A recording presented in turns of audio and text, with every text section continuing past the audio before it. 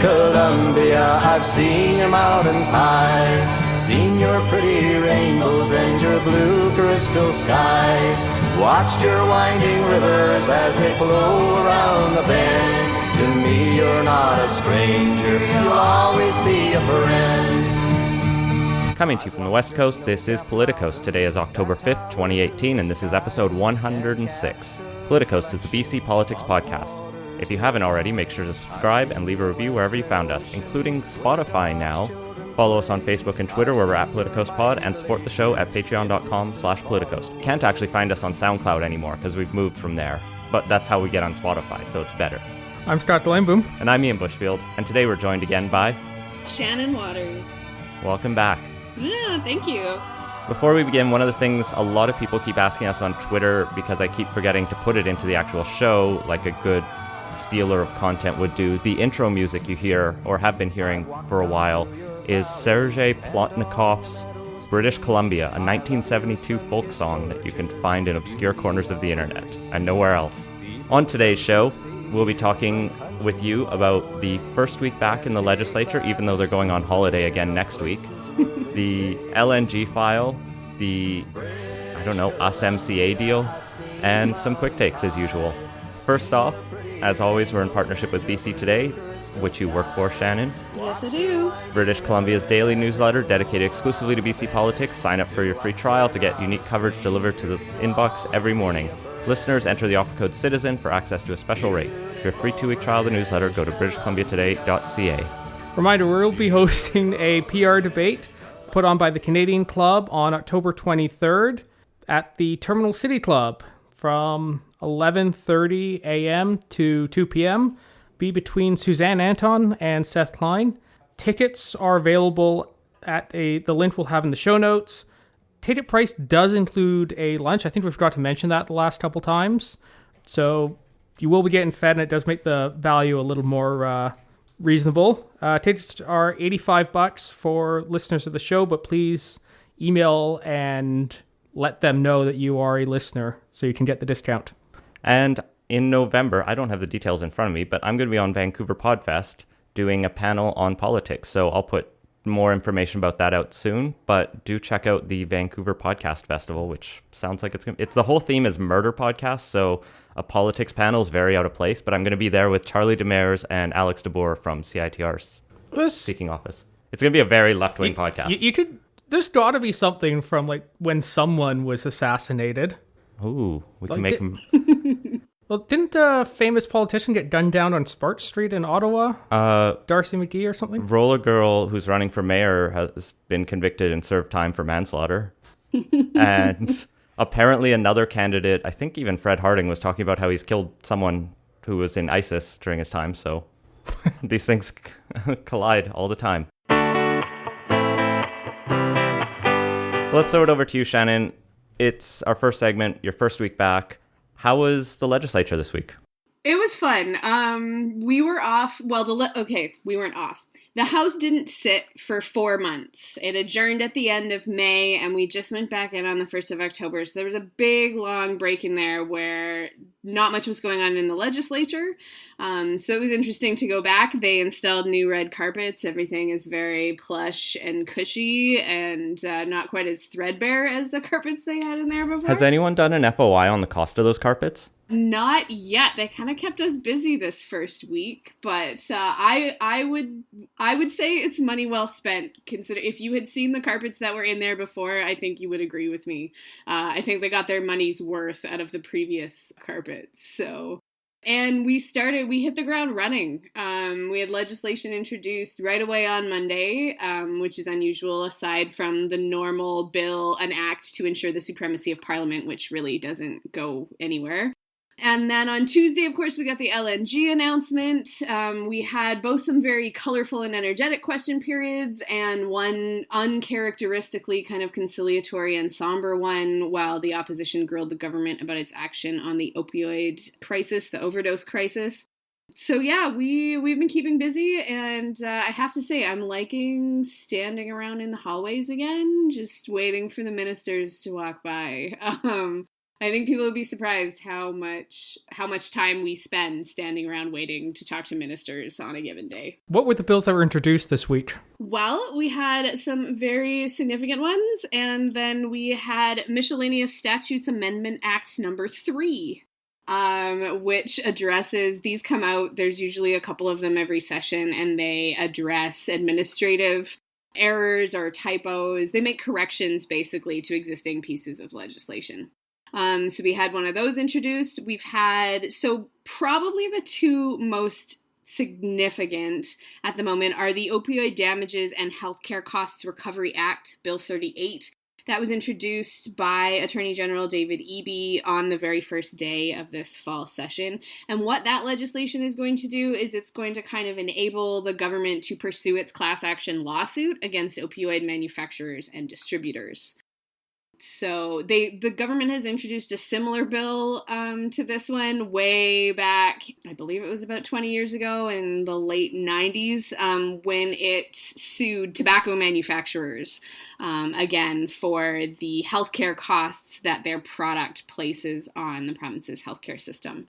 The Attorney General is hopeful that this new act or this new lawsuit won't drag out as long as the previous one did. It is as yet unresolved 20 years later, but he did acknowledge in talking to reporters that these things sort of take time.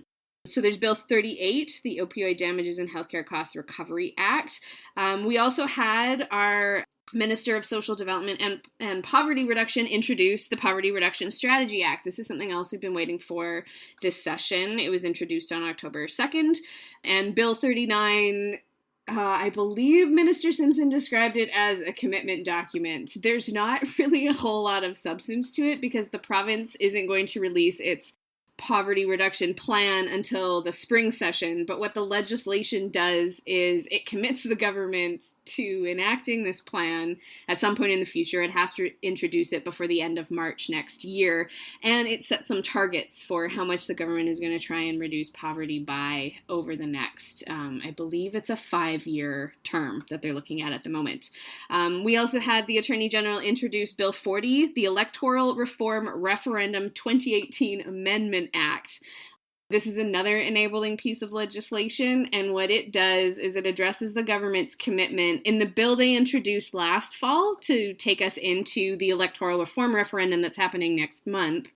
The government introduced a bill, and in that bill, it committed to holding another referendum if voters choose to change the voting system. So if PR is a go, and we have our first election in 2021 under the new PR system, this bill will require the government, or should require the government, to hold another referendum on electoral reform after 2 election cycles, so potentially, say, 2025, if the elections stick to the schedule. And we would have another referendum, and voters would get to decide whether we're going to stay with the current with the PR system, or whether we're going to switch back to first past the post because everything is a mess. So that piece of legislation has also been introduced. And then we had the Land Statutes Amendment Act, which I don't know how many people would find interesting, but it basically is going to make it easier to file like land transfers and other documents related to land.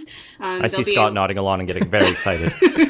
They'll be able to do it all electronically, so make it more efficient and supposedly more secure and all that kind of stuff. That bill actually had a lot of discussion around it and is being sent back to the drafters after, I believe it was Green Party MLA Adam Olsen identified some kind of unclear language within it, and that doesn't happen all that often. 2 of the bills have already been passed, actually. They have not yet been given royal assent, but they've gone through sort of the legislative process. That's the Miscellaneous Statutes Amendment Act and the Opioid Damages and Healthcare Cost Recovery Act. So the government is moving quite quickly compared to previous sessions when it comes to legislation.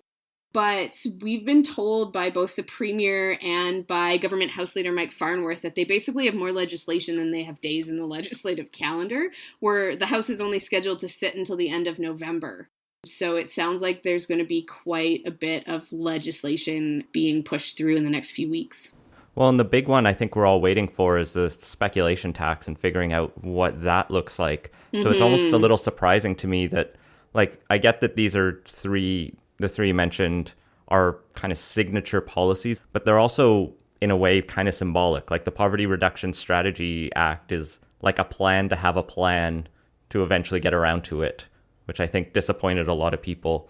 And even the electoral reform referendum or second referendum, they probably could have put that piece of legislation off until after we knew if we needed it. Well, you probably want it on the books before the vote actually happens, so you don't have the people going around saying, oh, it's a sham, they're promising this, but they won't follow through. Yeah. I mean, it's also something a new government could just repeal. Exactly. And that's the thing, is that the NDP is kind of doing sort of its due diligence and living up to its commitment. But depending on what government is sitting in the House by the time we get past that first PR referendum, if that is where we go, yeah, they can just get rid of it. So are we expecting things like that speculation tax bill to come like shortly after the Thanksgiving break? Or do you have no clue? Well, here's the thing. We don't really know. Eventually, like, we'll often sort of try to get a feel for what kind of legislation the government is planning to introduce. And sometimes with the larger pieces, like, for instance, with the opioid bill that was introduced last week, or this week, rather, we kind of got a heads up, or there was word going around that they were going to be introducing it in the morning, but there's not a lot of notice. The government tends to play its cards very close to its chest when it comes to legislation. This is something I've been trying to change. It was one of the first things I did when I got into the House in September, because my boss, Allison, who writes Queen's Park Today out in Toronto, or did, we now have Sabrina Nanji doing the reporting out there, but Allison would get a legislative sort of calendar each week from the government. It was given to the press gallery, just saying, we're planning to introduce this bill during the morning session, and then we'll debate these bills in the afternoon on Monday, and then just sort of same thing for every day that they were sitting in the House. And of course, it's subject to change depending on what happens, but it just kind of gives those who are interested in the legislative process an idea of the government's priorities and what kind of time they're planning to allocate to bills during the week. And I have gotten no traction out here in BC. We don't have anything like that. We have apparently never had anything like that, and the government has expressed very little interest in changing that so far. I am planning to follow up again. I haven't had time because this week ended up being so busy, but I am planning on following up with the government House Leader's office and seeing if they might be seeing things differently during this fall session, but I'm not going to hold my breath. Let's pivot a bit to kind of where the opposition's sitting with respect to these bills. How have they responded to what the government's introduced? Well, we had not a whole lot of debate around the Opioid Damages and Healthcare Cost Recovery Act, which probably not surprising. Both sides of the House recognize that there is a crisis going on and we kind of need to do everything we can. There was some opposition to this bill. Liberal Party leader Andrew Wilkinson, when the legislation was introduced, had said, we'll see about supporting it, but our concern is people are dying right now, and this legislation is unlikely to bear fruit for possibly decades. So some people kind of see it as a bit symbolic. There's actually a lot of discussion around the Miscellaneous Statutes Amendment Act. I found that kind of interesting, especially because the MLAs have to stand up and say what an honor it is to speak in favor of this bill. That literally just corrects typos and, unclear language. So that's always kind of fun. So is that a actual requirement by the stand orders, or is this just general parliamentary theater? I am not sure, but I would lean towards they have to say, I don't know if they have to use the word honor, but every time they stand up, they have to address the speaker and basically say, thank you, I'm so glad I got to talk about this bill. So depending on what the bill is, that can be kind of amusing. We haven't had any debate yet on either the poverty reduction, or we did have some debate on the poverty reduction strategy. It was given second reading on Thursday and discussed in the afternoon. And there's a lot of differences between the way the government wants to approach this issue of poverty and the way the BC Liberal Party sees the way the government should help get people out of poverty, which is mostly by creating jobs. So there is a difference of opinion here, I think, and you're likely going to see sort of the NDP and the Greens vote in favor of it and the Liberals vote against it. Ellis Ross actually stood up and gave a beautiful speech in the House on Thursday about poverty on reserve and his experiences and why he doesn't think that the government's bill is going to do enough. So that was interesting. Actually, Thursday was a really great day for speeches. Just kind of a sidebar here, but NDP MLA Bowen Ma stood up and talked about Me Too and sort of the Kavanaugh confirmation hearings and was really very eloquent and spoke very powerfully, I think, to what a lot of women have been experiencing in the past couple weeks. So that was nice to see. Yeah, I was going to ask you to mention that, so thanks for being spontaneous on it. Yeah, I don't normally tweet the statements that MLAs make in the House, but I did feel the need to do that with Bowen's speech. So if anybody's listening to this and hasn't either read it or seen the video, you can find both of those on my Twitter feed. I don't know if the Liberals are going to say much about the Electoral Reform Referendum Act. They certainly don't support electoral reform, but whether they support there being a referendum in case voters do choose to go to PR remains to be seen. I wonder if they'd almost use it just as a chance to grandstand more about electoral reform. It seems like they want to put a lot of effort into fighting that this fall. I think so. It hasn't come up yet in question period, which surprised some people and didn't surprise others. Those who thought the Liberals were likely to bring it up in question period, you know, they've been talking a lot about how the public needs to be made aware of this referendum, to be educated about the options in this referendum. Question period's not really a great place to educate people about stuff, although it can be immensely entertaining and as has been pointed out to me by several MLAs, not a lot of people read Hansard or follow question period. Imagine. So I'll do a plug for Hansard because those guys are great. I spend a lot of time reading the Blues, and if you're ever bored and feel like reading some great political theater that is occasionally just dripping with scorn and sarcasm and colorful language, I believe the premier said something about converts on the road to Damascus during one of this week's question periods. Reading Hansard can be great, and they do also pull out a video of question period itself, so you can just watch that if that's your thing. I know when I interviewed Kennedy Stewart for Canby Report, he mentioned that his habit when he was in Parliament was to slip in the names of punk rock bands into as many speeches as he could, whether it was Dead on Arrival or whatever else he could. Well, the premier had another, related to bands, he referenced Steel Wheels in question period, but he mistakenly attributed it to the Eagles at first. And so at the end of question period, Premier John Horgan stood up and made sure that everybody knew that he knew that Steel Wheels was the Rolling Stones and not the Eagles. Was it a formal apology to the House? No, it was not.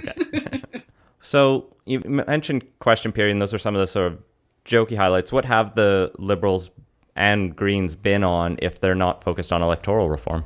Well, the Liberals are very, very much focused on the Community Benefits Agreement, which they have taken to calling the Union Benefits Agreement. That has been the bulk of their questions for this week so far. I believe aside from the day we were talking about the overdose crisis, all of their questions except for one have been on that subject. That's not uncommon. They often do sort of pick a topic and stick to it. And when we were talking on Shane's show this morning, Keith used the word chippy to kind of describe the Liberals' attitude in the House. There was a lot of heckling on Thursday. Claire Trevena, our transportation minister, at one point just stood there for a while, and then the speaker told her to sit down for a bit while they just kind of waited for the Liberals to run themselves out of gas heckling. So it seems like they're maybe finally sort of finding their feet as opposition. I've used that phrase before in my writing, but yeah, and really kind of realizing that they can be more aggressive in criticizing the government and holding them to account, and that one of the places they can be the most aggressive is during question period. Well, looking forward, they're off next week, but kind of what can we expect for the rest of the session? Well, as Ian pointed out, we are waiting on the speculation tax. There will also likely be legislation related to bringing back the Human Rights Commission. We've had a report on that as well. There's going to be more legislation to deal with lobby reform, possibly some more on money laundering aspects. David Evie kind of foreshadowed that a little bit the government addressing more recommendations made by Peter German in his Dirty Money report, even as he's now been launched on another investigation into real estate, luxury cars, and horse racing. Be interesting to see what that one brings to us when it comes out sometime around March. One of the things we are almost certainly not going to see legislation on, which everybody was kind of waiting for this fall, is the climate plan. Environment Minister George Heyman told reporters this week that the government isn't planning to introduce that plan until the very end of the session, and possibly not even until the House rises at the end of November, so it might come out in December. We're not going to see any legislation related to the LNG project that's been announced. That's according to senior government officials. The government might look at introducing needed legislation in the spring. Then again, Rob Shaw of the Vancouver Sun had a sit down with the premier this week, and Horgan told him that they're potentially looking at a way to get away with this LNG deal to bring the industry to BC without introducing any legislation, if possible. So we'll see. It's a tough balancing. I can tell that they're clearly trying to keep the Greens on side, but delaying the climate plan seems like a good way to really annoy Andrew Weaver. Yeah, I mean, when I interviewed him as sort of the week, preview going into the fall session, and that was what he talked about for this. They're going to see what the government does with the speculation tax. Weaver says the Greens have already drafted their own version of or their response to a speculation tax bill, which would basically empower municipalities to levy a vacancy tax if they so choose.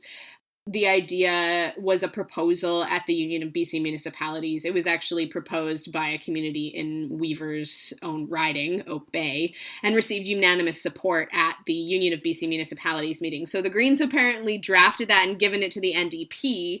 I suspect Weaver will introduce it around the time the government introduces its speculation tax. He wouldn't tell me how many private members' bills he's planning to introduce this fall. The man is very prolific when it comes to legislation, so I was curious, but it sounds like he's maybe shifting his focus a little bit, and instead of introducing all these private members' bills, none of which go anywhere. Most of them never even make it past first reading. He's had one that apparently might go to committee stage. It's been given second reading, but he's hopeful it'll go to committee stage.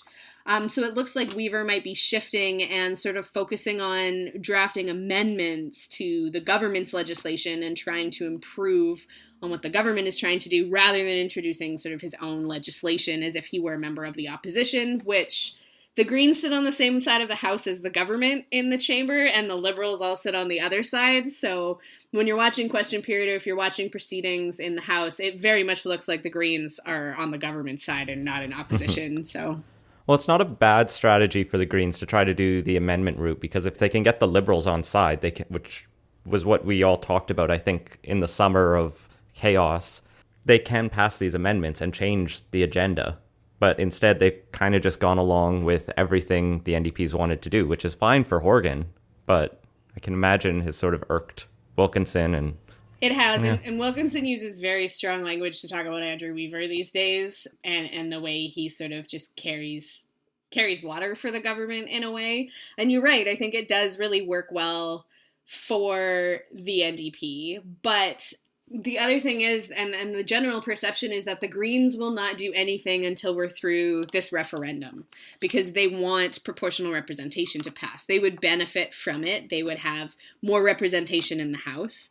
And so until the referendum is a settled question, the Greens don't really have any way. Well, they have a way, but they're not likely to do anything to endanger sort of their alliance with the government or let the government fall. Yeah, it's a pretty high-risk strategy to push back against the government so strongly that it might fall at this point. Yeah, it's a gamble. So once the referendum is over, who knows? If we're going to a PR system, the legislation still says that it would only apply to an election in 2021, which means that if the government falls before that, I don't don't know what happens, actually. Should probably look into that at some point, because it does say in the legislation that it would be for the first scheduled election, which would be in November of 2021. If it doesn't pass, then the Greens kind of have a decision to make, and they may end up playing hardball with the government instead of sort of trying to preserve the current status quo in the legislature. So that alternative to the speculation tax that Weaver's talking about introduced, would this be basically just modeled on the Vancouver empty homes tax and applying that to the rest of the province? It sounds like it. Weaver believes that municipalities should have similar powers to Vancouver and be able to enact their own vacancy tax if they feel that there is an issue in their rental market. He believes that municipalities sort of know their situation better than maybe the provincial government does. And he did point out to me that there are some areas in the province that have very low rental vacancy rates, including, say, Whistler, that are not currently included in the speculation tax. And this would allow them to sort of opt in to that. But it would also allow communities where there are rental issues who have expressed an opposition to the tax, like, say, West Kelowna, to back out. So, and it will still be a private member's bill, but if the Liberals decide to get behind it and the NDP decide for whatever reason to let debate proceed on it, could be interesting. I'm unclear as to whether either the Liberals or the Greens would propose some kind of amendment to the government speculation tax bill that would maybe add that in. The Liberals, probably not. Wilkinson has said, he doesn't want to add to the pile of taxes that the NDP are just heaping on British Columbians. And a vacancy tax would be another tax for some parts of the province. But we haven't seen the legislation yet. Apparently the government is reviewing it. It's not appeared on the order paper at this point in time, I don't believe. So I do not know what the timeline could be on that bill. Well, sounds like it's going to be a busy session. We'll have to keep checking in with you and reading BC Today, I guess, to keep track of what's going on. Moving on to segment 2, this is the good pipeline? Based on the coverage, you would think so, wouldn't you? Yeah, so the BC government and Dutch Royal Shell basically put out a big announcement this week saying that the long talked about LNG project will finally actually happen. This is a $40 billion investment, I believe, up in Kitimat, and involves a pipeline from northeast BC to Kitimat. It's a really interesting project. It was one of the first things we talked about, I think, on our first episode, or that was that was Petronas. One of the first three, I think. Yeah, that was Petronas, but this is sort of a similar project, I believe. Maybe it's actually a different one. Anyway, LNG has been talked about in this province for so long. The Liberals spent so much political capital on it and got it close, and then prices dropped and they couldn't do it. And then prices kind of came back and the NDP went, well, what if we give even more concessions? And now we have LNG. Or we will have LNG. Or we will. These days. I think they're saying they're expecting the project to be productive by 2023 or 24 at this point in time. Yeah, Tuesday was an interesting morning. I went to bed with no idea. On Monday, I went to bed with no idea of when LNG was going to be announced, other than that it was going to be before Friday. And I woke up on Tuesday morning to see that the government had sent out a media advisory after 11 p.m. on Monday to let us know that at 8:30 a.m. there was going to be an announcement in Vancouver about LNG. That seems odd, especially because this Bloomberg had a story on Sunday about a big investment into BC LNG. So I'm surprised they were waiting so long to decide to hold the press conference. Yeah, I don't know why they did that. But yeah, they did. So we got word late on Monday night, and then fairly early on Tuesday morning, they had this big smiley announcement in Vancouver. I'm not sure I've ever seen so many smiling guys in suits before. But what was really interesting about the announcement was, and I'll have to look at the pictures and count, but I think there may have actually been more Liberal MLAs there than there were NDP MLAs. So the premier attended, of course. John Horgan was there, and our Energy, Mines, and Petroleum Resources Minister, Michelle Mongal.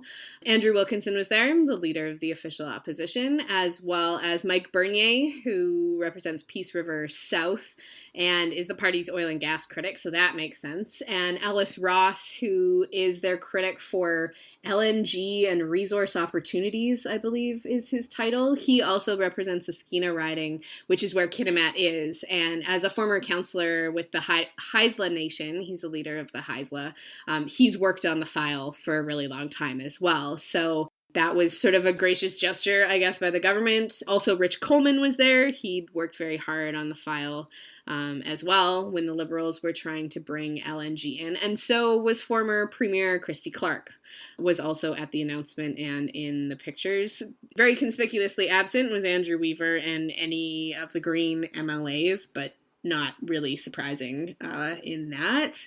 Yeah, so this was actually, Horgan mentioned that he says he went through Hansard and the first time LNG gets mentioned is in 1982, which was further back than I sort of thought. But yeah, BC's been chasing the LNG dream for a long time, and now it is set to come true.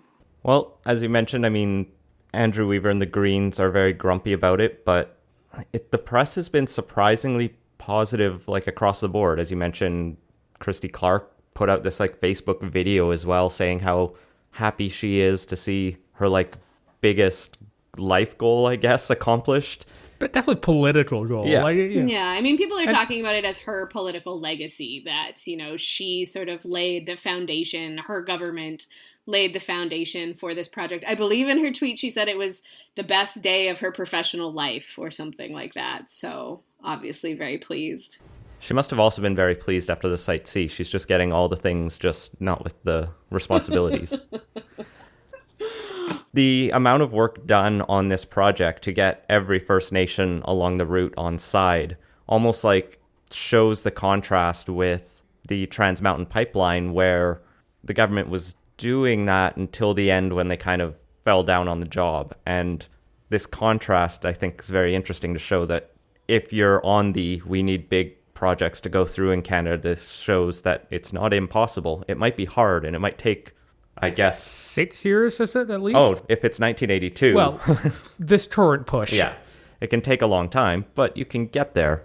Yeah, I mean, one of the things that really stood out to me in watching the announcement was Haisla Chief Councillor Crystal Smith said that this project, LNG Canada, had set a new standard for Indigenous consultation, because it is providing, like, the Haisla, and I believe it's the Haisla. Anyways, First Nations groups along the pipeline, they have economic benefit agreements. Their people are being trained to be able to obtain jobs on the pipeline and potentially on the finished product, although there will be a lot fewer jobs there than in the construction phase. And they are going to be prioritized in hiring. Like, it's not just consultation, there's like engagement, economically speaking, with the people whose land this pipeline will go through, which is not something that really seems to have happened with Trans Mountain, at least not to the same degree. The, I guess, big challenge going forward now is how does the BC government, and to some extent the federal government, square this with the climate plans they're talking about, with the number of conservative governments coming up across the country. Trudeau's carbon tax plan is in a bit of trouble. Well, the BC carbon tax plan is in a bit of trouble on this one too, because apparently that's just in hand waved away.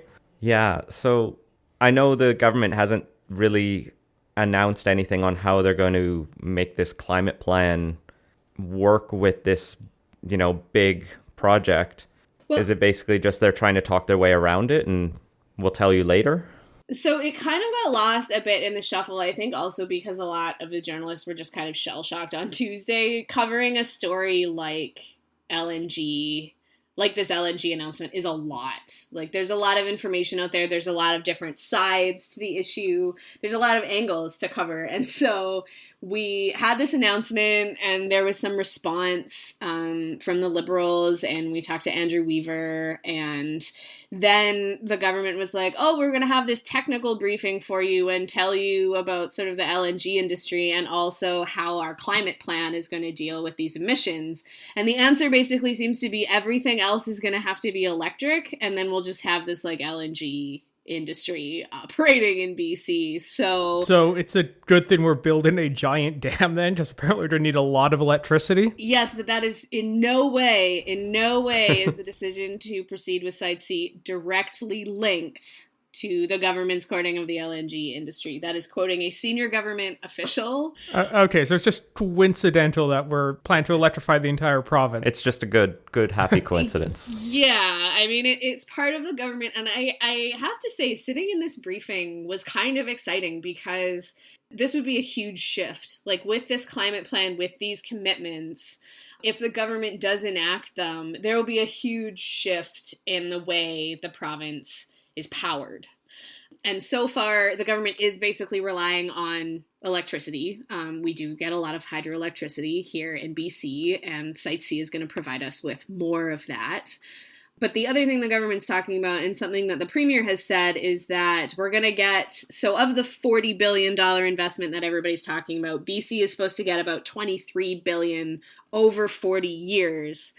And the government could use that money to sort of fund innovation and find new ways to use renewable energy sources so that, say, our transportation sector and people's homes are no longer heated with sort of gas or oil or even wood burning devices, of which there are a lot still in BC.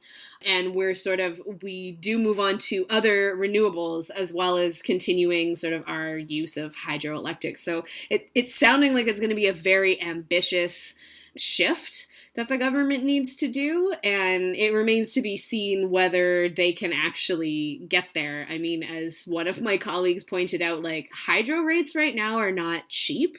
You're actually better off, economically speaking, heating your home with natural gas, which of course doesn't help with the emissions, but it does help with your power bill. And so getting the average homeowner to switch from, say, natural gas to electric heat could be a bit of a tough sell. Now, the government has said they can incentivize. They actually launched a new incentive program for both businesses and homeowners, civilians, to be able to better insulate and sort of make their homes hold heat better, which is another good way of using less power, is if your home actually holds on to the heat that you generate within it.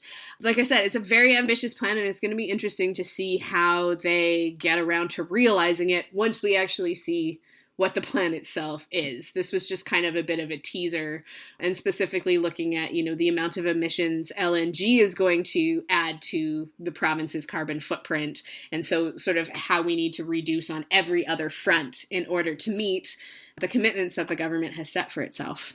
For sure. And one of the other last things I just want to ask or sort of put out there on LNG is I know the CCPA has been sort of questioning, I guess, that $40 billion number. And I just pulled up their policy note from this week, and they suggest that number's pulled from the environmental assessment application, where that's like their high watermark for the largest version of the project. And in their most, the CCPA leans left and doesn't like LNG, but they say this could realistically be a tenth of that. I mean, I don't know where the real number is, but do you see anyone else sort of questioning the $40 billion number or some of these proposed benefits? Or is it kind of just being taken at the government's word? Yeah, not so far this week. I did read, I believe it was the CCPA economist talking to Star Metro in Vancouver and saying the same thing. Like, the $40 billion is like the maximum this project, like the maximum sort of economic benefit of this project, and that it involves at least 2 phases. And LNG Canada has only committed to the first phase so far, which at its maximum would only bear about half of those same economic benefits. So then we go down to somewhere around $20 billion, and some of that is going to be invested overseas because the federal government has waived steel tariffs. So certain modules required for this LNG project can be assembled overseas and then shipped here, and they won't be hit with the steel tariffs for those steel components. So it'll be interesting. It's one of those things where we're probably not going to know until it's all been built and is in working order. And that could be decades from now. Well, I guess it's been decades in the making, and it'll be decades before we know if it pans out. But yeah, it could be another 35 years or so. Jobs are on the way for the North, which at least is some good news. Yeah, it sounds like Kitimat is really pretty excited about what's going to be going on up there over the next few years. I was going to say, you spent a lot of time in northern BC, and do you get the sense this is the kind of thing they're hugely behind? Yes. Yes. Well, for certain. I was more in the center of the province, and I've spent some time in the east as well. The coast is absolutely beautiful. I've never been to Kitimat itself. But it was pointed out to us in this technical briefing that while most areas of the province have had their populations grow over the past sort of decade and a half, the area in which Kitimat sits saw its population decline by nearly 20% between 2001 and 2017. And that was because the LNG dream that everybody was talking about, the boom that was supposed to come, never arrived. And so people started to leave. And now, I guess some of them might be going back there. Other people are going to be arriving. And northeastern BC will also probably see a bit of a bump because that's where the gas fields are. So yeah, it will likely be good for the North, economically speaking. All right. Well, we'll keep following that file. We'll move on now to our third segment as we get even more into policy depth as we go to talk about how you get to trade with the USMCA. The NAFTA deal is done, and the best joke I think I've heard, this is probably from the Beaverton, it's where I'm stealing all my jokes these days, is someone probably just crossed out NAFTA on the old agreement and wrote USMCA and gave it to Trump, and he was like, I love it. It's a new thing. It's so much better than the old one. Because it sounds like a lot of things didn't actually change. Yeah, no, it's in some ways a very Trumpian policy to just kind of rebrand the thing that already exists. So the biggest, I guess, win for Canada is we keep Chapter 19, the state dispute resolution thing that we had to Google in the middle of one previous episode on this. Everything else seems like tinkering around the edges. Nothing seems to make it a lot better. Some things I think maybe make it a little bit worse. There's an extension to copyright. So instead of copyright expiring 50 years after the death of a creator, it's now 70 years. That's really don't change the incentive to write. Actually, we're creating a podcast now, so we're copyright holders. So that maybe that's good for our future descendants. Although, yes, they will get all of the dozens of dollars that this podcast is worth. Although we've also put it up on a Creative Commons license, so that doesn't help us. It also extends the intellectual property for pharmaceuticals, so it'll be 2 more years, 10 instead of 8 for generic drugs to come out, which is a little bit more frustrating. I guess maybe good, maybe bad, depending on your perspective. We're locally going to get international wines in the, 4 grocery stores that sell wine in BC? So that's been a long-standing complaint. So now you'll be able to buy California wine next to your BC wine in a grocery store. Now, since this is a international deal, I still don't think you can buy Ontario wine. So this will probably be yet another case where it's easier to trade with another country than across a provincial border. Yeah, it's sounding very it's kind of ridiculous that it is more difficult. I mean, currently in a liquor store, it's more difficult to get wine from outside of BC but within Canada than it is to get wine from anywhere else around the world. And the changes that are being made in this USMCA will, of course, it's an international trade deal, so it does nothing for domestic trade. The premier basically said he doesn't think BC wines are going to have any problem at the grocery stores sort of holding their own. Our wine is as good as, what any other country makes. At least the other countries who were mad about us only selling BC wines in grocery stores. There were a few of them. I believe Australia, Argentina, maybe New Zealand had also joined in a WTO dispute that the states were also a part of about this discrimination at the grocery store. The other big thing that was Canada's concession on supply management was this willingness to increase the market share for foreign dairy from 3.2% to 3.6%, which I think everyone kind of met with a giant shrug. Well, no, the dairy industry said this was going to be ruinous, that 0.4% market share. Everybody else just shrugged. Yeah. Yeah, there's some apparently concern on the part of dairy producers in BC as to what this is going to mean, how it is going to affect them. So our agriculture minister is working on that, and it's something that's on the premier's radar. Jobs Minister Bruce Ralston spoke to reporters today in the House about that. His understanding is that the additional milk that comes in will likely be what is called industrial milk and is used to make other dairy products. So most of the milk that you actually drink will probably still be from Canada, but there will be some more sort of cheese that is made with American milk. Ralston likened it to the concessions or to the deal that Canada struck with the European Union when it came to dairy.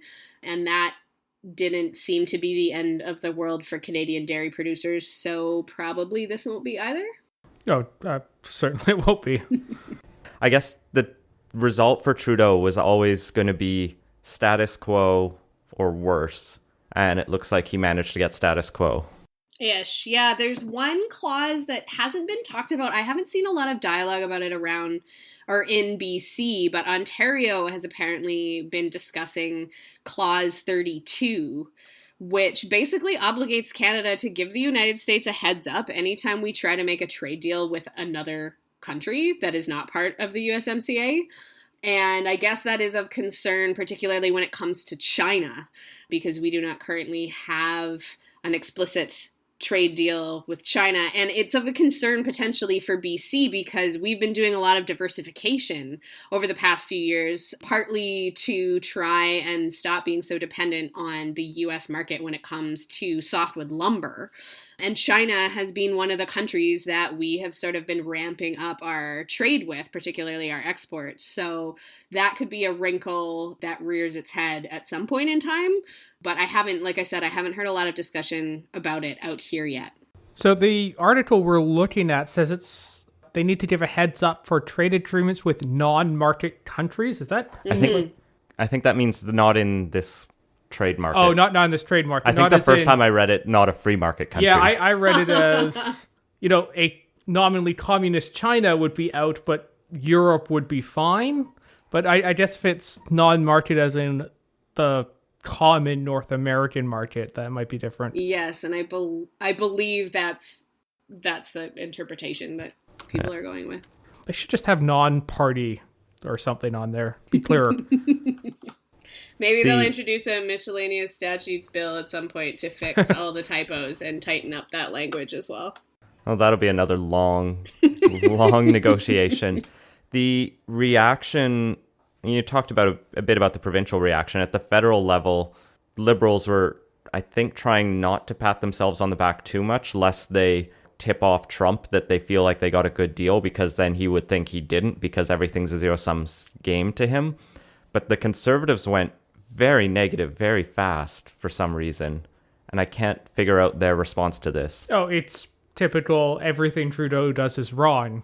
I mean, Scheer's running around saying he could have gotten a better deal, but he had also said we should have capitulated like on day one. Except on dairy, because that's apparently it. Okay, I was going to say sacred cow, but I'm not going to. But yeah, that's kind of the thing that he will not touch at all. So, I don't know. I don't have a lot to say on this because it's... I wish the steel tariffs are gone. Yeah, that's actually something in there. There's some tariffs are gone, but some are weirdly still in effect. Yeah, because that's the weird national security exemption they're still playing around with. And yeah, it's still in place. And I deal with them for work. And yeah, it's really annoying to have everything cost 25% more. Yeah, and the tariffs on aluminum are also still an issue. That was something else that BC has its eye on because we do have an aluminum smelter here in the province. And it's something that is on the jobs minister's radar that has yet to be negotiated.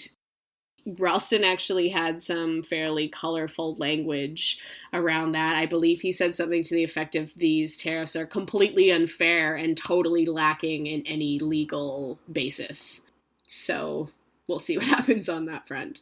One question that maybe you know the answer to, and maybe not, but one of the things that is coming up fast, as we all know, is cannabis legalization.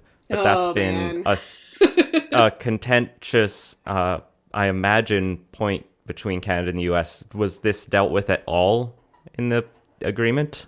Not to my knowledge, and in speaking with our Solicitor General, who's also the House Leader, Mike Farnworth, the province is concerned about people getting arrested at the border. At this point in time, I would basically say that if you work for anybody in the cannabis industry, just maybe don't plan to go to the US for at least 6 months.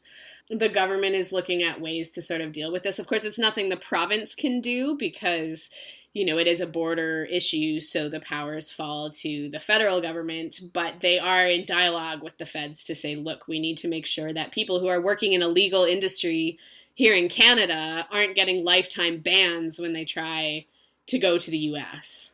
Yeah, unfortunately, I have a feeling it's probably going to be January of 2021 before much action ends up happening on that.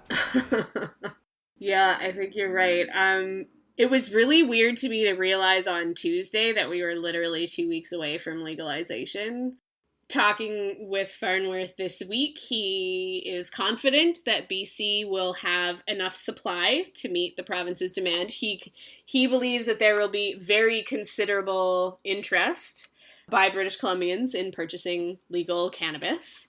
Unfortunately, unless you live in Kamloops, you will not be able to do so at a government store, nor will there be any private retailers actually up and running. But for those of us who don't live in Kamloops, you can buy online from the government, and product will be delivered very quickly to your home, according to the Solicitor General. However, if you are a fan of a particular strain of cannabis that might be very popular, you may need to sort of adjust your expectations around the availability. Farnworth was talking about, you know, when a small winery in the Okanagan blows, like a particular vintage blows up, and there's not a lot of supply and there's very high demand and you basically cannot get your hands on this particular wine.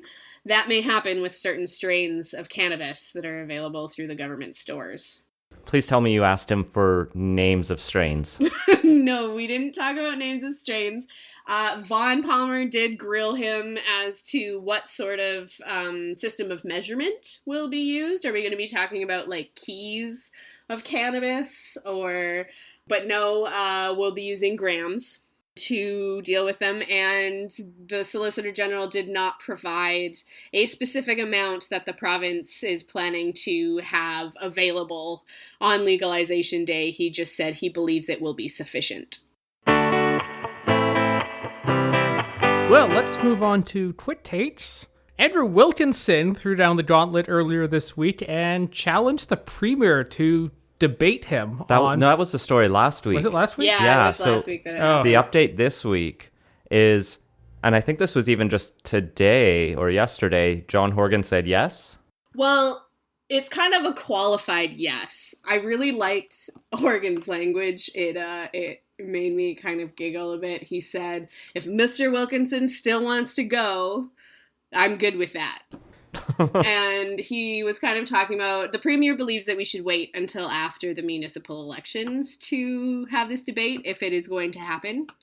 And it seems that the focus on it is going to be raising awareness that, you know, this referendum is coming up. And so they want it to be broadcast as widely as possible so that as many British Columbians as possible see it. So that will involve media outlets around the province, and I guess they're just kind of talking about starting to get the ball rolling on when and where that debate might take place. Well, I tweeted out on Twitter that we'll volunteer as tribute if they need someone to help, I don't know, get it out to hundreds of people.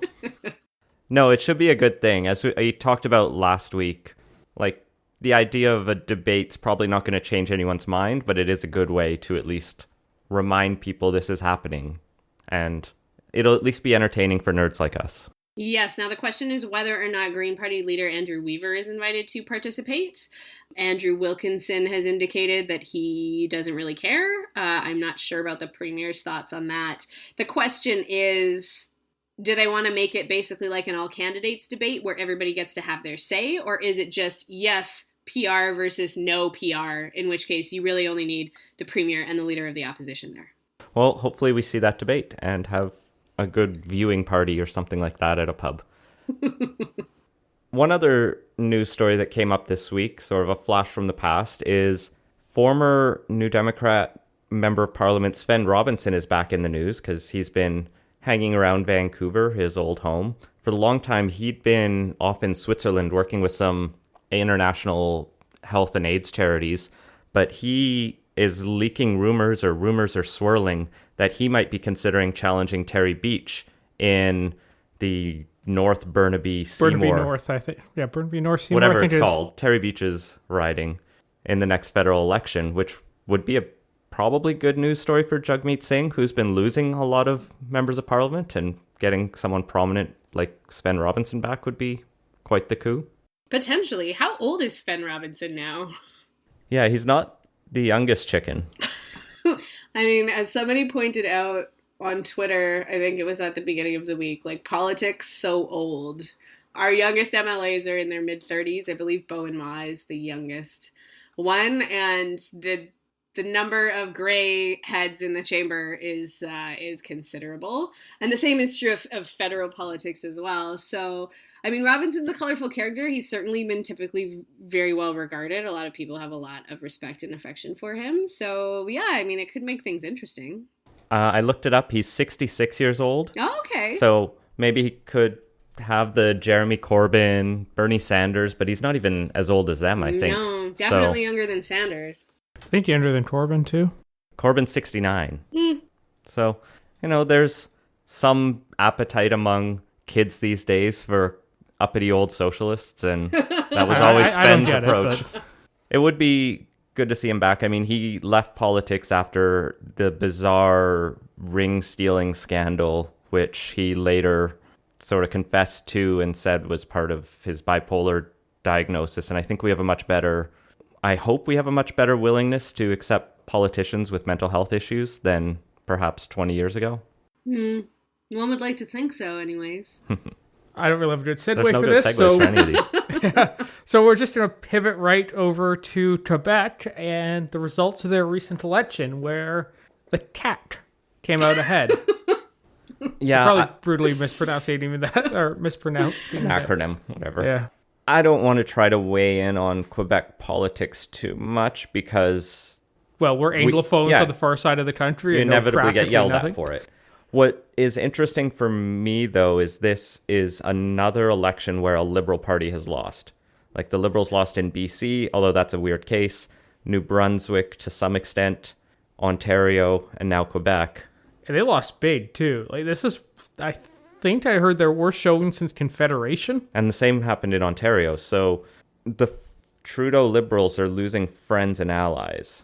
Yeah, and I think it's not just that. It's like the Liberal parties are not doing well and doing historically bad in some ways. And I don't know if it's a sign that kind of the old parties are fracturing or not having the pull they used to. I mean, to some extent, liberalism eventually runs out of ideas, or it's just kind of trying not to be too far left or too far right, and that inevitably gets boring. And there are times when people look for boring, but there are other times when you're like, inspire me, so I come out and vote. And, well, reactionaries and populists of all sides are more inspiring in different ways than, hey, I will keep taxes at a moderate rate and fund social services slightly more. The Liberals, or at least federally, usually have a better, more inspirational message than that. So, and Trudeau definitely did. I don't think it's that liberalism is boring, although it certainly can be. I don't know, it just seems to be the age of political disruption. And hey, if you're an upstart party, it's a good time to be one, but it's also kind of interesting and in some ways concerning as well.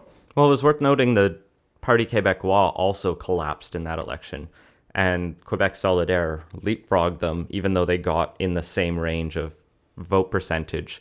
I guess the other interesting thing to watch for British Columbia is all of the opposition parties in Quebec, everyone except the Liberals had said, if we get elected, we will just institute proportional representation.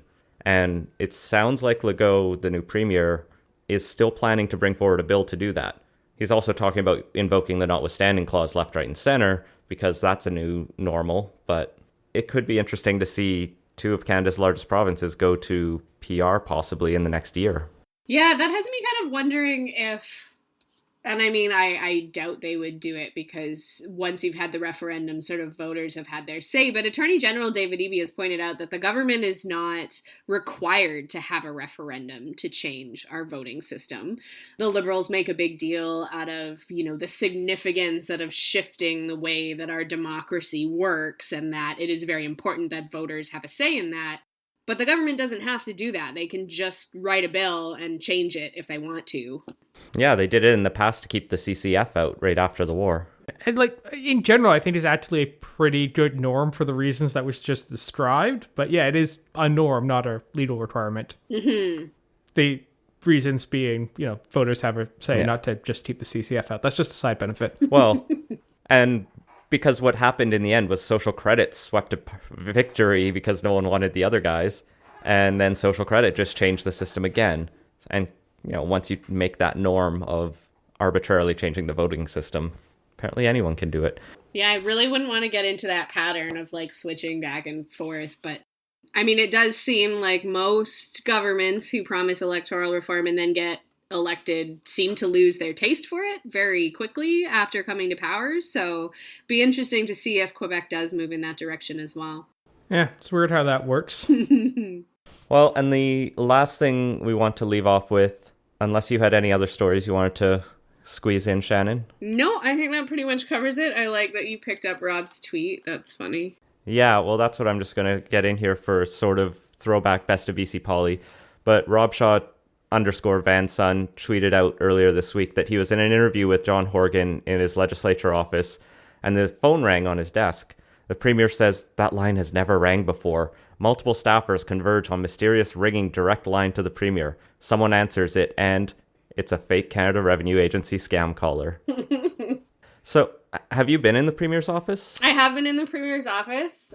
And you've seen this phone, right? I have seen a phone. I do not know if it is the phone in particular. I've only been in the premier's office once when we did the year-end interviews in December, so I did not spend a ton of time sort of examining it. What I think is funny is that we have a main line to the BC Press Gallery. Most of us use our cell phones to take calls, but if someone is trying to reach you at the Press Gallery, there is a number they can call.